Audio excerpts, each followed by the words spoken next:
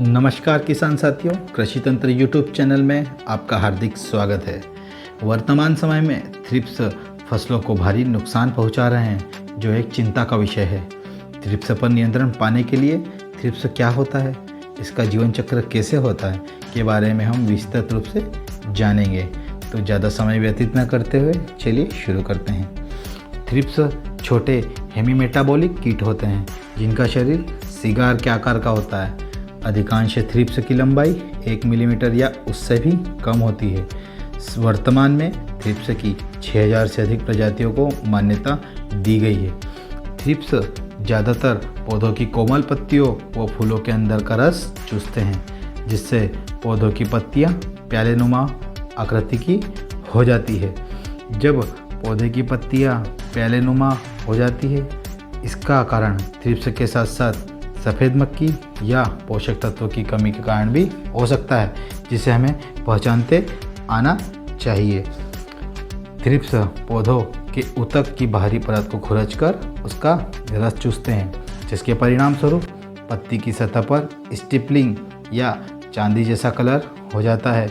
Thrips का मल आमतौर पर काले रंग के वार्निश जैसा होता है। थ्रिप्स के अंडे बेहद छोटे आकार के होते हैं, जो लगभग 0.2 मिलीमीटर लंबे होते हैं, जिसे नगण्य आंखों से देखना संभव नहीं है। थ्रिप्स की कुछ प्रजातियां 20 से अधिक विषाणुओं के लिए वाहक के रूप में कार्य करती है, जो पौधों की बीमारी का कारण बनते हैं, जैसे टमाटर में टोस्पोवायरस। अब जानते हैं इसके जीवन चक्र के बारे में। थ्रिप्स के जीवन चक्र की कुल 5 अवस्थाएं होती हैं: अंडा, लार्वा, प्री प्यूपल, प्यूपल व वयस्क। जिस प्रकार रेशम का कीड़ा अपनी अवस्थाएं बदलता है, ठीक उसी प्रकार थ्रिप्स भी अपने जीवन चक्र में 5 अवस्थाएं बदलता है, जिसे हम इंस्टार कहते हैं। प्रथम इंस्टार अंडे वाली अवस्था होती है, जिससे लार्वा निकलता है, जिसे द्वितीय इंस्टार कहते हैं। लार्वा से प्री प्यूपा तथा प्री प्यूपा से प्यूपा, जिसे हम चतुर्थ इंस्टार कहते हैं। अभी तक देखा जाए तो थ्रिप्स के जननांग व पंख पूर्ण रूप से विकसित नहीं हुए हैं।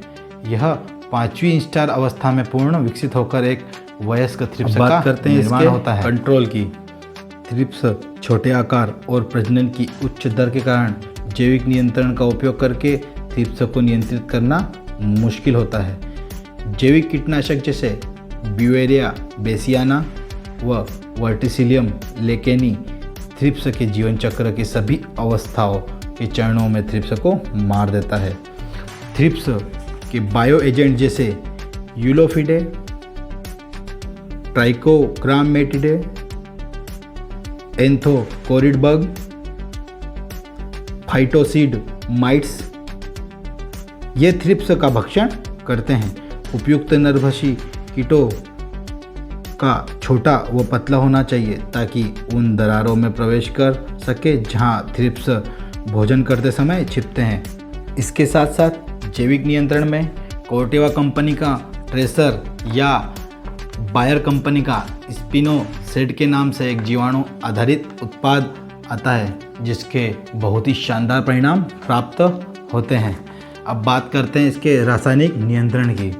थ्रिप्स कीटनाशकों के प्रति आसानी से प्रतिरोध विकसित कर लेते हैं और उन्हें नियंत्रित करने के तरीके पर निरंतर शोध होता रहता है। रासायनिक कीटनाशकों में हम मुख्यतः डेलीगेट, अबासिन, रिजेंट, जंप, किफून, ओशिन जैसे कीटनाशकों को अदल बदल कर इस्तेमाल करते रहना चाहिए, जिससे इनके प्रति थ्रिप्स में रोगरोधी क्षमता उत्पन्न ना हो सके। और भी बहुत से कीटनाशक बाजार में उपलब्ध हैं जो थ्रिप्स पर कंट्रोल कर सकते हैं, जिन्हें हम समय समय पर आपको उनके बारे में ज्ञात करवाते रहेंगे। तो थ्रिप्स के बारे में ये जानकारी आपको कैसी लगी, कमेंट सेक्शन के माध्यम से हमें बताएं, ताकि ऐसी ही और भी प्रभावी जानकारी हमारे किसान भाइयों को हम दे सके। इसी के साथ साथ हमारे चैनल को लाइक करें, शेयर करें, सब्सक्राइब करें। धन्यवाद। जय जवान, जय किसान, जय हिंद।